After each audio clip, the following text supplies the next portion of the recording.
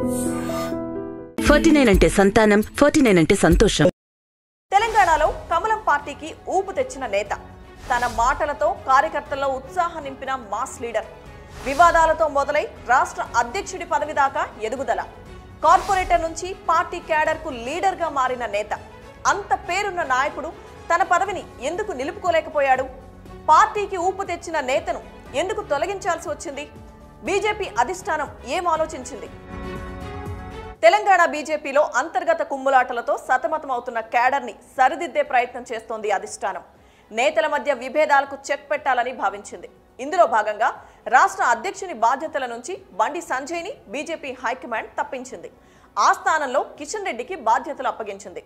కిషన్ రెడ్డికి ఉన్న అనుభవాన్ని వాడుకొని తెలంగాణలో అధికారం చేపట్టాలనే వ్యూహరచన చేస్తోంది. అయితే తెలంగాణలో బీజేపీకి పెరిగిన ఆదరణకు బండి సంజయ్ ప్రధాన కారణంగా అధిష్టానం గుర్తించింది. సైలెంట్ గా ఉన్న పార్టీకి ఒక ఊపును తీసుకొచ్చిన నాయకుడు బండి సంజయే అని అధిష్టానం అభిప్రాయపడింది. అధికార పార్టీ బీఆర్ఎస్ తో సై అంటే సై అన్నట్టుగా బండి వ్యవహరించిన తీరు ప్రశంసనీయం. ఒకానొక దశలో కేసీఆర్ ను ఢీకొట్టే నాయకుల్లో బండి సంజయ్ పేరు బలంగా నిలిచింది. అయితే మంచి చేసే టాబ్లెట్ కి కూడా ఎక్స్పైరీ డేట్ అన్నట్లుగా పార్టీ కోసం పాటుపడిన బండి సంజయ్ కి చివరకు చిక్కులు తప్పలేదు. బండి సంజయ్ ఒంటెద్దు పోకడలే ఆయన కొంప ముంచాయని రాజకీయ విశ్లేషకులు చెబుతున్నారు. పార్టీ విధానాలను పట్టించుకోకుండా ఇష్టానుసారంగా వ్యవహరించారని బండిపై ఆరోపణలు వెల్లువెత్తాయి. బండి సంజయ్ వ్యక్తిగత అజెండాతో పనిచేస్తున్నారని సొంత పార్టీ నేతలే విమర్శించారు. ఆయన నాయకత్వంలో పార్టీ కార్యకర్తలకు న్యాయం జరగడం లేదని ఆరోపించారు. పార్టీలోని సెకండ్ గ్రేడ్ నేతలను కావాలని అణగదొక్కుతున్నారని, పదవులు రాకుండా అడ్డుకుంటున్నారని ఆరోపించారు. కొంతకాలంగా అధ్యక్షుడు బండి సంజయ్కి సీనియర్ నేతలకు పొసగడం లేదు.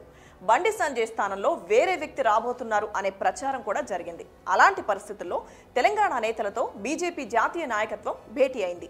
ఈ మీటింగ్లో బండి సంజయ్ మీద తీవ్ర విమర్శలు చేశారని తెలిసింది. బండి సంజయ్ ఎవరిని పట్టించుకోవడం లేదని, ఆయన అధ్యక్షుడిగా ఉంటే పార్టీ పరిస్థితి కష్టమే అంటూ నేరుగానే చెప్పినట్లు సమాచారం. ముందు నుంచి పార్టీలో ఉన్న నేతలు కొత్తగా పార్టీలోకి వచ్చిన వారిని చిన్న చూపు చూస్తున్నారనే విషయాన్ని అధిష్టానానికి వివరించినట్లు తెలిసింది. బండి సంజయ్ పై సొంత పార్టీ నేతలే హైకమాండ్ కు ఫిర్యాదు చేశారని, అదే ఆయనకు మైనస్ గా మారిందని పొలిటికల్ సర్కిల్స్ లో చర్చ నడుస్తోంది. ఢిల్లీ నేతలతో అప్పటికే ఈటెల రాజేందర్, కోమటిరెడ్డి రాజగోపాల్ రెడ్డి బండిపై ఫిర్యాదు చేయగా రఘునందన్ రావు కూడా రాష్ట్ర పరిస్థితులను అమిత్ షా, నడ్డాకు వివరించినట్లు సమాచారం. బండి సంజయ్ సొంత నిర్ణయాలతో పార్టీని దిగజార్చాడంటూ నేతలు మండిపడినట్లు తెలిసింది. బండి సంజయ్ పార్టీ అధ్యక్షుడిగా కొనసాగితే తాము ఉండబోమని తేల్చి చెప్పినట్లు రాజకీయాల్లో చర్చ నడుస్తోంది. బండి సంజయ్ అధ్యక్ష పదవిలో ఉండడంతో మిగతా నేతలను పట్టించుకోకుండా నేనే రాజు, నేనే మంత్రి అన్న రీతిలో వ్యవహరించాడనే ఆరోపణలు వినిపిస్తున్నాయి. బండి సంజయ్ ఉంటే ఇతర పార్టీల నుంచి నాయకులను తీసుకురావడం కష్టమన్నది మరికొందరి ఆరోపణ. అలాగే చాలా నియోజకవర్గాల్లో ఒక బలమైన నేతను పార్టీ కోసం నిలపలేకపోయారని అంటున్నారు. ఇప్పటికీ చాలా చోట్ల ఎమ్మెల్యే అభ్యర్థి ఎవరో ఎవరికి తెలియదనేది బండి వ్యతిరేకుల మాట.